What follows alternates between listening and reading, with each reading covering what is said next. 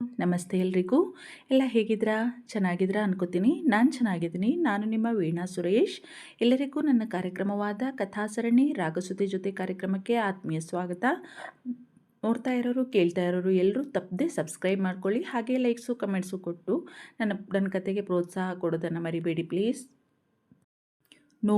ನೋವಾಗ್ತಾ ಇದೆ ಕಣವರು. ವಿಪರೀತ ನೋವು. ತಡ್ಕೊಳ್ಳೋಕ್ಕೆ ಅಸಾಧ್ಯವಾದ ನೋವು ಕಣೋ. ಆ ಎಂದು ಮುಖ ಹಿಂಡಿ ಕಣ್ಣು ತುಂಬ ಕಣ್ಣೀರು ತೊಡೆದುಕೊಂಡು ದೀನವಾಗಿ ದಿಟ್ಟಿಸಿದ್ದ ಗೆಳೆಯನನ್ನ ಆಯುಷ್. ಅವನ ಮಾತಿನಿಂದ ಗಾಬರಿಯಾಗಿಬಿಟ್ಟಿತ್ತು ವರ್ಧನ್ಗೆ. ಅವನ ಹೆಗಲು ಬಳಸಿದವನು, ಯಾಕೆ, ಏನಾಯಿತು ಆಯು? ಎದೆ ನೋಯ್ತಾ ಇದೆಯಾ? ಇರು, ಈಗಲೇ ಡಾಕ್ಟರ್ಗೆ ಕಾಲ್ ಮಾಡಿ ಬರ್ತೀನಿ ಎಂದು ಹೇಳುತ್ತಿದ್ದವನ ಕೈ ಹಿಡಿದು ಕೂರಿಸಿದ್ದ ಆಯುಷ್. ಡೋಂಟ್ ವರಿವರು, ನನಗೇನೂ ಆಗಲ್ಲ. ಗಟ್ಟಿ ಪಿಂಡ ನಾನು. ಬದುಕಿಯೇ ಇರ್ತೀನಿ. ಸಾಯಲ್ಲ. ಅಂತಹ ಅದೃಷ್ಟ ನನಗೆಲ್ಲಿದೆ? ದುರಾದೃಷ್ಟವಂತ ಕಣೋ ನಾನುವರು ಎಂದು ತೊದಲಿದ್ದ ಅವನು ಮತ್ತಿನಲ್ಲೇ. ಛೀ ಬಿಡ್ತು ಅನ್ನು ಆಯು. ಸಾಯೋ ಮಾತೆಲ್ಲ ಯಾಕೆ ಆಡ್ತಿದೀಯಾ? ಯಾಕೋ ಹೀಗೆಲ್ಲ ಮಾತಾಡ್ತಾ ಇದೀಯಾ ಆಯು? ನೀನು ಹೀಗೆಲ್ಲ ಮಾತಾಡಿದರೆ ನನಗೂ ನೋವಾಗುತ್ತೆ ಕಣೋ. ನೀನು ಯಾವಾಗಲೂ ಸ್ಟ್ರಾಂಗ್ ಆಗಿ, ಖಡಕ್ ಆಗಿ, ರಫ್ ಆ್ಯಂಡ್ ಟಫ್ ಆಯುಷ್ ಆಚಾರ್ಯ ಆಗಿಯೇ ಇರಬೇಕು ಕಣೋ. ಆಗಲೇ ನನಗೆ ಸಮಾಧಾನ. ನಿನ್ನ ಈ ಸ್ಥಿತಿಲಿ ನೋಡೋಕ್ಕಾಗಲ್ಲ ಕಣೋ ನನ್ನಿಂದ ಆಯು. ಏನಾಯ್ತೋ ನಿಂಗೆ ಎಂದಿದ್ದ ವರ್ಧನ್ ತಾನು ಕೂಡ ಕಣ್ಣು ತುಂಬಿಕೊಂಡು. ವರು, ನಾನು ಮನುಷ್ಯನೇ ಅಲ್ವೇನೋ? ನನಗೂ ಎಲ್ಲರ ಹಾಗೆ ಭಾವನೆಗಳಿವೆ ತಾನೇ. ನಾನು ತೋರಿಸಿಕೊಳ್ಳಲ್ಲ ಅಂದ ಮಾತ್ರಕ್ಕೆ ನನಗೆ ಭಾವನೆಗಳೇ ಇಲ್ಲ ಅಂತ ಅಲ್ಲ ಅಲ್ವಾ? ನನಗೂ ನೋವಾಗುತ್ತೆ ಕಣೋವರು, ತಲೆ ತಗ್ಗಿಸಿ ನೋವಿನಿಂದಲೇ ಹೇಳುತ್ತಿದ್ದ ಆಯುಷ್. ಅದೇ ಕಣೋ, ಈಗ ಯಾಕೆ ನಿನಗೆ ನೋವಾಗ್ತಾ ಇರೋದು? ಏನಾಯಿತು ಅಂಥದ್ದು ಈಗ? ನನಗಾದರೂ ಹೇಳೋ ಎಂದಿದ್ದ ಮತ್ತೆ ಅವನ ಭುಜ ಬಳಸಿ ವರ್ಧನ್. ವರು, ಮೋಸ, ಬರೀ ಮೋಸ ಕಣೋ. ಪ್ರಪಂಚದಲ್ಲಿ ಒಳ್ಳೆತನಕ್ಕೆ ಬೆಲೆನೇ ಇಲ್ಲ ಕಣೋ. ನಂಬಲೇಬಾರ್ದು ಯಾರನ್ನು ಕಣೋ. ನಂಬಿದವರು ಮಾಡ್ತಾರಲ್ಲ ಮೋಸ, ಅದು ನಮ್ಮನ್ನು ಬದುಕೋಕ್ಕೂ ಬಿಡದೆ ಸಾಯೋಕ್ಕೂ ಬಿಡದೆ ಹಿಂಸೆ ಕೊಡುತ್ತೇವರು. ನಾನು ಅವಳನ್ನು ನಂಬಿದೆ, ಏನೆಲ್ಲ ಮಾಡಿದೆ ಅವಳಿಗೋಸ್ಕರ. ಎಲ್ಲಿ ಇದ್ದವಳನ್ನು ಎಲ್ಲಿಗೆ ತಂದೆ. ಆದರೆ ಅವಳೇನು ಮಾಡಿದ್ಲು ನನಗೆ? ನಾಯಿನ ತಂದು ಸಿಂಹಾಸನದ ಮೇಲೆ ಕೂರಿಸಿದ್ರು ಅದು ತನ್ನ ಬುದ್ಧಿ ಬಿಡುತ್ತಾ ಹೇಳು? ಅವಳು ಅದೇ ಥರ ತನ್ನ ಬುದ್ಧಿನ ತೋರಿಸಿಬಿಟ್ಲು. ಬ್ಲಡಿ ಬಿಚ್ ನೀಲಿಮಾ. ಕೋಪದಿಂದ ಅರಚಿಯೇ ಬಿಟ್ಟಿದ್ದ ಆಯುಷ್. Calm down Ayu. ಈಗ್ಯಾಕೆ ಅವಳ ವಿಷಯ ಹೇಳು? ಅವರವರು ಮಾಡಿದ ಕರ್ಮಫಲನ ಅವರವರು ಅನುಭವಿಸ್ತಾರೆ. ಅಂಥ ಜನರ ವಿಷಯವನ್ನು ಮರೆತು ಬಿಡಬೇಕು ಕಣೋ ಆಯು ಎಂದಿದ್ದ ವರ್ಧನ್ ಗೆಳೆಯನನ್ನು ಸಮಾಧಾನಪಡಿಸುತ್ತಾ. ಕೋಪ ಬಂದರೆ ಆಯುಷ್ ತನ್ನ ಮೇಲಿನ ಹಿಡಿತವನ್ನೇ ಕಳೆದುಕೊಳ್ಳುತ್ತಿದ್ದ ಇತ್ತೀಚೆಗೆ. ಆ ಒಂದು ಅವಘಡದ ನಂತರ ವರ್ಧನ್ಗೂ ಗೊತ್ತಿತ್ತು ಅದು. ಅದಕ್ಕಾಗಿಯೇ ಟ್ರೀಟ್ಮೆಂಟ್ ಕೂಡ ತೆಗೆದುಕೊಳ್ಳುತ್ತಿದ್ದ ಆಯುಷ್ ಆಚಾರ್ಯ. ಯಾರನ್ನ ನಂಬೋದು, ಯಾರನ್ನ ಬಿಡೋದುವರು ಏನೂ ಗೊತ್ತಾಗದೆ ಒದ್ದಾಡ್ತಾ ಇದ್ದೀನಿ ಕಣೋ. ಹುಡುಗಿ ಅವಳು ಈಗ ನಂಬಬೇಕು ಅನಿಸುತ್ತೆ ಒಂದೊಂದು ಸಲ. ಮೋಸ ನೆನಪಾದರೆ ನಂಬಲೇಬಾರ್ದು ಅನಿಸುತ್ತೆ ಕಣೋವರು. ಆದರೂ ಆ ಹುಡುಗಿ ಅಂಥೋಳಲ್ಲ ಅನಿಸುತ್ತೆ ನನಗೆ. ಆದರೆ ಅವಳ ಗಾಬರಿ ತುಂಬಿದ ಕಂಗಳ ಆ ನೋಟ ಅವನ ನೆಮ್ಮದಿಗೆಡಿಸಿದ್ದವೇನೋ. ನೆವರ್. ನಾನು ಅವಳನ್ನು ಅಲ್ಲ, ಯಾರನ್ನೂ ನಂಬಲ್ಲ. ನೆವರ್, ಸಾಧ್ಯವೇ ಇಲ್ಲ. ನೆವರ್ ಎನ್ನುತ್ತಾ ಹಿಂದೆ ತಲೆಯಾನಿಸಿ ಕಣ್ಣು ಮುಚ್ಚಿದ್ದ ಆಯುಷ್ ಆಚಾರ್ಯ. ಅವನ ಇಂತಹ ಮನಸ್ಥಿತಿಗೆ ಕಾರಣಳಾದವಳನ್ನು ನೆನೆದು ಅಸಾಧ್ಯ ಕೋಪ ಬಂದು ಬಿಟ್ಟಿತ್ತು ವರ್ಧನ್ಗೆ.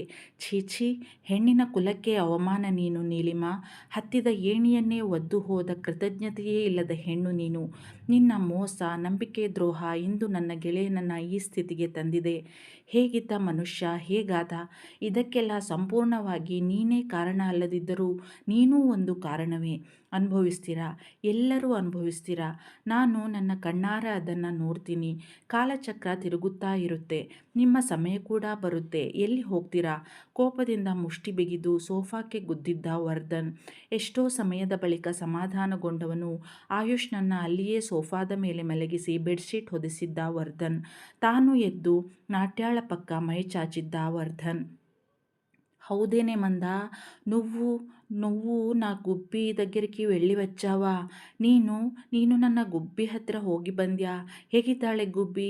ಆರಾಮಾಗಿದ್ದಾಳೆ ತಾನೇ? ಎಂದಿದ್ದಳು ಕುಂಕುಮ. ಬೆಳಗ್ಗೆ ಬೆಳಗ್ಗೆಯೇ ಗೆಳತಿಗೆ ಕಾಲ್ ಮಾಡಿ ಮಾತನಾಡುತ್ತಿದ್ದವಳು ಮಂದಾರ. ರಾತ್ರಿ ಕಾಲ್ ಮಾಡಿದ್ದೆ ನಿಂಗೆ ಕುಂಕುಮ್. ಯಾಕೆ ನೀನು ಪಿಕ್ ಮಾಡಲಿಲ್ಲ? ಅಷ್ಟು ರಾತ್ರಿಯವರೆಗೂ ಕೆಲಸ ಇತ್ತೇನೆ ಎಂದಿದ್ದಳು. ತಾನು ಮಾಡಿದ ಎಡವಟ್ಟು ಆಯುಷ್ನ ಆ ನೋಟ ಕಣ್ಮುಂದೆ ಬಂದು ಬೆವರಿದ್ದಳು ಸಣ್ಣಗೆ ಕುಂಕುಮ. ತಲೆ ಒದರಿ, ಮತ್ತೆ ನನ್ನ ಇಲ್ಲಿ ಪುಗ್ಸಟ್ಟೆ ಕರ್ಕೊಂಡು ಬಂದವ್ರೆ ಅನ್ಕೊಂಡಿದೀಯಾ? ಸರಿಯಾಗಿ ಕೆಲಸ ಮಾಡಿಸ್ಕೊತಾ ಇದ್ದಾರೆ ಗೊತ್ತಾ? ಏನು ಮಾಡಿದ್ರೂ ಸರಿಯಾಗಕ್ಕಿಲ್ಲ ಅಷ್ಟೇಯ ಜನಕ್ಕೆ ಎಂದು ಸಣ್ಣಗೆ ಗೊಣಗಿದ್ದಳು ತನ್ನಷ್ಟಕ್ಕೆ. ಏನಂದೆ? ಸರಿಯಾಗಿ ಹೇಳಿ ಮಾರೈತಿ, ನನಗೂ ಕೇಳ್ಸಂಗೆ. ಮಣಮಣ ಅಂದರೆ ನಂಗೆಲ್ಲಿ ಕೇಳಿಸುತ್ತೆ ಗದರಿದ್ದಳು ಮಂದಾರ. ಏನೂ ಇಲ್ಲ ಕಣೆ, ಭಯಂಕರ ಕೆಲಸ ಇಲ್ಲಿ ಅಂದೆ. ಅದ್ಬಿಡು, ಹೆಂಗವಳೆ ನನ್ನ ಗುಬ್ಬಿ? ಅದೇಳು ಮೊದಲು ಎಂದಿದ್ದಳು ಕುತೂಹಲದಿಂದ. ಚಂದಾಗವಳೆ ಕಣೆ ನಿನ್ನ ಗುಬ್ಬಿ. ಎಷ್ಟು ದೊಡ್ಡೋಳಾಗಿದ್ದಾಳೆ ಗೊತ್ತಾ? ಆಗಲೇ 1ನೇ ಕ್ಲಾಸ್ ಓದ್ತಾ ಇದ್ದಾಳೆ. ಮಾತು ಮಾತ್ರ ದೊಡ್ಡೋರ ಥರನೇಯ. ಇಷ್ಟು ಚಿಕ್ಕ ವಯಸ್ಸಿಗೆ ಗುಬ್ಬಿದ್ದು ಕುಂಕುಮ್. ಸಮಯ ಸಂದರ್ಭ ತುಂಬ ಕಲಿಸಿಬಿಟ್ಟಿದೆ ಅನಿಸುತ್ತೆ ಪುಟ್ಟಕ್ಕಂಗೆ. ನಿನ್ನ ತುಂಬ ನೆನೆಸ್ಕೋತಾ ಇದ್ಲು ಕಣೆ ಎಂದಿದ್ದಳು ಮಂದಾರ. ನಾನು ಅವಳನ್ನು ನೋಡದೆ ಹತ್ತತ್ರ 6 ತಿಂಗಳೇ ಆಗೋಯ್ತೇನೋ. ನೆನಪಿದೆನಾ ನಾನು ಗುಬ್ಬಿಗೆ?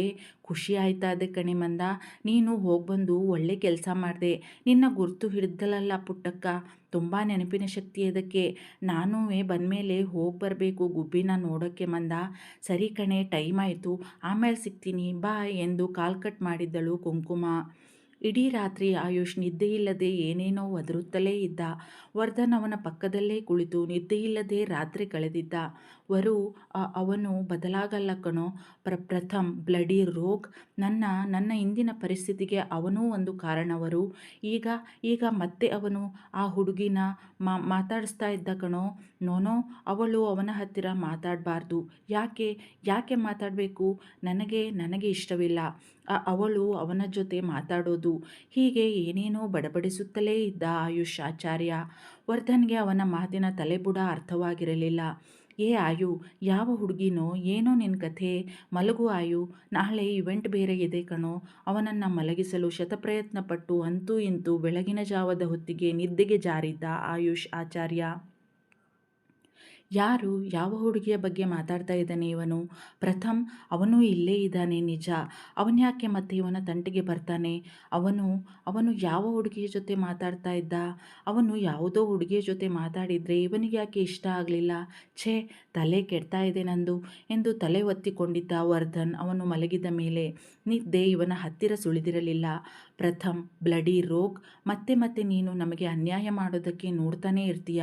ನಿನಗೆ ಎಷ್ಟು ಸಲ ಬುದ್ಧಿ ಕಲಿಸಿದ್ರೂ ಮತ್ತೂ ನಿನ್ನ ದರಿದ್ರ ಬುದ್ಧಿಯನ್ನು ಬಿಡಲ್ಲ ಅಂತೀಯ ನೀನು ತಿಪ್ಪರ್ಲಾಗ ಹಾಕಿದರೂ ನಮ್ಮ ಕೂದಲನ್ನು ಕೊಂಕಿಸೋಕೆ ಸಾಧ್ಯವಿಲ್ಲ. ಅದು ನಿನಗೂ ಚೆನ್ನಾಗಿಯೇ ಗೊತ್ತು. ಮತ್ತು ಯಾಕೆ ನಿನ್ನ ಕಂತ್ರಿ ಬುದ್ಧಿ ತೋರಿಸೋಕೆ ಪ್ರಯತ್ನಿಸ್ತೀಯಾ? ಯಾರನ್ನು ನಿನ್ನ ಬಲಗೆ ಕೆಡವಲು ಪ್ರಯತ್ನಿಸ್ತಾ ಇದೀಯಾ ಹಾಗಾದರೆ ಈಗ ನೀನು ಎಂದು ಕೋಪದಿಂದ ಹಲ್ಲು ಕಡಿದಿದ್ದ ವರ್ಧನ್.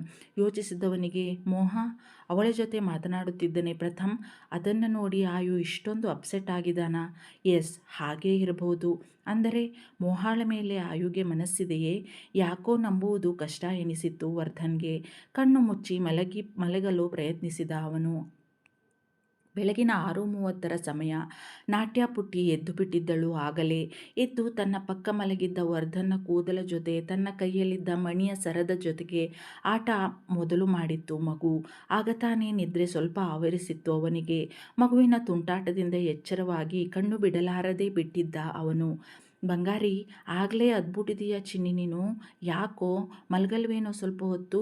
ಉರಿಯುತ್ತಿದ್ದ ತನ್ನ ಕಣ್ಣನ್ನು ಉಜ್ಜಿಕೊಳ್ಳುತ್ತಲೇ ಕೇಳಿದ್ದ ಮುದ್ದು ಮರಿಯನ್ನ. ಅಕ್ಕ ಅಕ್ಕ ಎನ್ನುತ್ತಾ ತನ್ನ ಕೈಲಿದ್ದ ಮಣಿಯ ಸರವನ್ನು ಹಿಡಿದು ಅತ್ತಿಂದಿತ್ತ ಆಡಿಸುತ್ತಾ ತನ್ನ ಕೊರಳಿಗೂ ಒಮ್ಮೊಮ್ಮೆ ಹಾಕಿಕೊಳ್ಳುತ್ತಾ ಆಟವಾಡುತ್ತಿತ್ತು ಮಗು. ಅವಳ ಕೈಯಲ್ಲಿದ್ದ ಸರವನ್ನು ಕಣ್ಣು ಸಂಕುಚಿಸಿ ನೋಡಿದ್ದ ವರ್ಧನ್. ಮುಗುಳ್ನಗು ಮೂಡಿತು ಅವನ ಮುಖದ ಮೇಲೆ. ಇದು ಮಿಸ್ ಕುಂಕುಮಾರದೇ ಸರ. ಗುರುತಿಸಿಬಿಟ್ಟಿದ್ದ ಅವನು ನೋಡುತ್ತಲೇ. ಬಂಗಾರಿ, ಆರ್ದು ಈ ಸರ? ಓ, ನಿಮ್ಮ ಅಕ್ಕಂದ? ನಿನ್ನ ಕೈಲಿ ಯಾಕಿದೆ ಇದು? ನಿಂಗೆ ಆಟ ಆಡೋಕೆ ಕೊಟ್ಟಿದ್ದಾರಾ ಇದನ್ನು ಚಿನ್ನಿ? ಎನ್ನುತ್ತಾ ತನ್ನ ಮಡಿಲಿಗೆ ಎಳೆದುಕೊಂಡಿದ್ದ ನಾಟ್ಯಾಳನ್ನು ತಾನು ಎದ್ದು ಕುಳಿತು. ಅವಳ ಪಾಡಿಗೆ ಅವಳು ತನ್ನ ಆಟ ಮುಂದುವರಿಸಿದ್ದಳು. ಬಂಗಾರಿ, ನಿನ್ನ ಡಡ್ಡಾನ ಎಬ್ಸಲ್ವಾ ನೀನು? ನೋಡು, ಅಲ್ಲಿದ್ದಾನೆ ನಿನ್ನ ಡಡ್ಡ, ಹೋಗಿ ಎಬ್ಸು ಹೋಗು ಎಂದು ಮಗುವನ್ನು ಅತ್ತ ಕಳಿಸಿ ತಾನು ಮತ್ತೆ ಮಲಗಿದ್ದ. ಅಲ್ಲೇ ನಿದ್ದೆಯ ಗುಂಗು ಇನ್ನೂ ಹರಿದಿರಲಿಲ್ಲ ಅವನಿಗೆ. ಪುಟ್ಟ ನಾಟ್ಯ ತನ್ನ ಡಡ್ಡ ಹತ್ತಿರಕ್ಕೆ ಬಂದು ಡಡ್ಡ ಡಡ್ಡ ಎನ್ನುತ್ತಾ ಅವನ ಮುಖವನ್ನು ತನ್ನ ಕೈಗಳಿಂದ ಸವರುತ್ತಿತ್ತು. ಅವಳ ಕೈಯಲ್ಲೇ ಕುಂಕುಮಾಳ ಮಣಿಯ ಸರವೂ ಇದ್ದುದರಿಂದ ಒತ್ತಿತ್ತು ಅದು ಅವನ ಮುಖಕ್ಕೆ. ಕಷ್ಟಪಟ್ಟು ಕಣ್ಣು ತೆರೆದಿದ್ದ ಆಯುಷ್ ಆಚಾರ್ಯ. ಮೈಕೈಯೆಲ್ಲ ನೋವು, ವಿಪರೀತ ಕಣ್ಣು ಉರಿಯುತ್ತಿತ್ತು ಅವನಿಗೆ. ಸೋಫಾದ ಮೇಲೆಯೇ ಮಲಗಿದ್ದರಿಂದಲೋ ಏನೋ ವಿಪರೀತ ಬಾಡಿ ಪೇಯ್ನ್ ಇತ್ತು. ಮೊದಲೇ ಅಜಾನುಬಾಹು ದೇಹ ಅವನದು. ಅಷ್ಟು ಸಣ್ಣ ಸೋಫಾದಲ್ಲಿ ಮುದುರಿ ಮಲಗಿದ್ದ ಇಡೀ ರಾತ್ರಿ. ನಿದ್ದೆ ಇಲ್ಲ. ಮೇಲಾಗಿ ರಾತ್ರಿ ಹೊಟ್ಟೆಗೆ ಹಾಕಿಕೊಂಡಿದ್ದ ಪರಮಾತ್ಮನ ಪ್ರಭಾವ ಬೇರೆ. ಸಂಕಟವಾಗುತ್ತಿತ್ತು ಹೊಟ್ಟೆಯೊಳಗೆಲ್ಲ ವಿಪರೀತ ಅವನಿಗೆ. ಎದುರಿಗೆ ಮುದ್ದು ಮಗಳಿದ್ದಾಳೆ. ಬಾರದ ನಗುವನ್ನು ಮುಖದ ಮೇಲೆ ತಂದುಕೊಂಡವನು, ಚಿನ್ನುಮರಿ, ಗುಡ್ ಮಾರ್ನಿಂಗ್ ಬಂಗಾರಿ ಎನ್ನುತ್ತಾ ಪ್ರಯತ್ನಪೂರ್ವಕವಾಗಿ ಎದ್ದು ಕುಳಿತಿದ್ದ ಆಯುಷ್ ಮುಖ ಹಿಂಡುತ್ತಾ. ಮುದ್ದು ಹುಡುಗಿಗೆ ಅವನ ಯಾವ ಮಾತೂ ಕಿವಿಗೆ ಬೀಳುತ್ತಿಲ್ಲ. ಅಕ್ಕ ಅಕ್ಕ ಎನ್ನುತ್ತಾ ತನ್ನ ಕೈಲಿದ್ದ ಮಣಿಯ ಸರದ ಜೊತೆಗೇ ಆಟವಾಡುತ್ತಿತ್ತು ಮಗು. ಕಣ್ಣು ಸಂಕುಚಿಸಿ ನೋಡಿದ್ದ ಆಯುಷ್ ಆಚಾರ್ಯ ಅವಳ ಕೈಯಲ್ಲಿದ್ದ ಸರವನ್ನ. ಹಣೆ ಒತ್ತಿಕೊಂಡಿದ್ದ ಅಸಹನೆಯಿಂದ. ಥತ್, ಯಾವುದನ್ನು ನಾನು ಮರಿಬೇಕು ಅಂದ್ಕೋತೀನೋ ಅದೇ ನಮ್ಮ ಕಣ್ಮುಂದೆ ಪದೇ ಪದೇ ಬಂದು ನೆಮ್ಮದಿ ಕೆಡಿಸುತ್ತೆ. ಬ್ಲಡಿ ದವಡೆ ಬಿಗಿದಿದ್ದ ಅವನು. ಚಿನ್ನುಮರಿ, ಬಾ ಬಾ ಕಂದ ಇಲ್ಲಿ ಎಂದು ಅವಳನ್ನು ತನ್ನ ಮಡಿಲಿಗೆ ಎಳೆದುಕೊಂಡು ಕೂರಿಸಿಕೊಂಡಿದ್ದ ಆಯುಷ್ ತನ್ನನ್ನು ತಾನು ಸಮಾಧಾನಪಡಿಸಿಕೊಂಡು ಡಡ್ಡ ಅಕ್ಕ ಎನ್ನುತ್ತಾ ತಾನು ಹಿಡಿದಿದ್ದ ಸರವನ್ನು ಅವನ ಮುಖದ ಮುಂದೆ ಹಿಡಿದಿತ್ತು ಮಗು.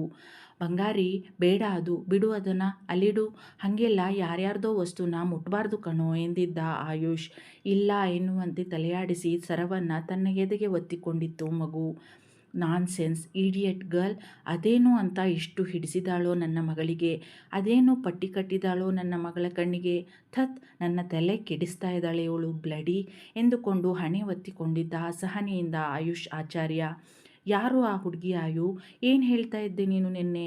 ಯಾವುದೋ ಹುಡುಗಿ ಬಗ್ಗೆ ಮಾತಾಡ್ತಾ ಇದ್ದೆ. ನನಗೆ ಏನೂ ತಲೆ ಬುಡ ಅರ್ಥ ಆಗಲಿಲ್ಲ ನಿನ್ನ ಮಾತು. ನೀನೇ ಹೇಳು, ಯಾರ ಬಗ್ಗೆ ಮಾತಾಡ್ತಾ ಇದ್ದೆ ನೀನು ಎಂದಿದ್ದ ಮಲಗಿದ್ದವನು ಎದ್ದು ಕುಳಿತು ವರ್ಧನ್ ಆಯುಷ್ನನ್ನೇ ಸಂಶಯದಿಂದ ನೋಡುತ್ತಾ.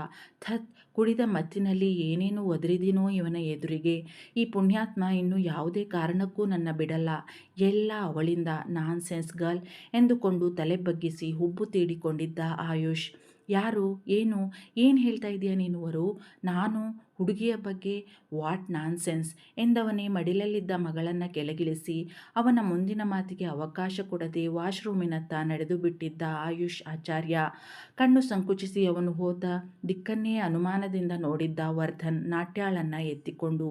ಗೊಂಬೆ ರಾತ್ರಿ ಮಲಗಿದಾಳೋ ಹೆಂಗೋ ಎಂದು ಯೋಚಿಸಿದವಳಿಗೆ ನಿನ್ನೆ ತಾನು ಮಾಡಿಕೊಂಡಿದ್ದ ಎಡವಟ್ಟು ನೆನಪಾಗಿ ಸಣ್ಣ ಗಾಬರಿಯಾಗಿತ್ತು ಕುಂಕುಮಾಗೆ. ಥತ್, ನನ್ನ ಬುದ್ಧಿಗಿಷ್ಟು. ಒಂದೊಂದು ಸಲ ನಾನು ಮಾಡಿಕೊಳ್ಳೋ ಅವಾಂತರ ಒಂದೊಂದಲ್ಲ. ಅಲ್ಲ, ಆ ರೂಮಲ್ಲೇ ಪಾಚ್ಕೊಬಿಟ್ಟಿದ್ನಲ್ಲ ನಾನು. ಯಪ್ಪ, ದೊರೆ ರೂಮಾಗೆ ಅದುವೆ, ನೆನೆಸ್ಕೊಂಡ್ರೆ ನಡ್ಕ ಬರ್ತದಲ್ಲ ನನಗೆ ಎಂದುಕೊಳ್ಳುತ್ತಲೇ ಎದ್ದಿದ್ದಳು ಕುಂಕುಮ ಕುಳಿತಲ್ಲಿಂದ.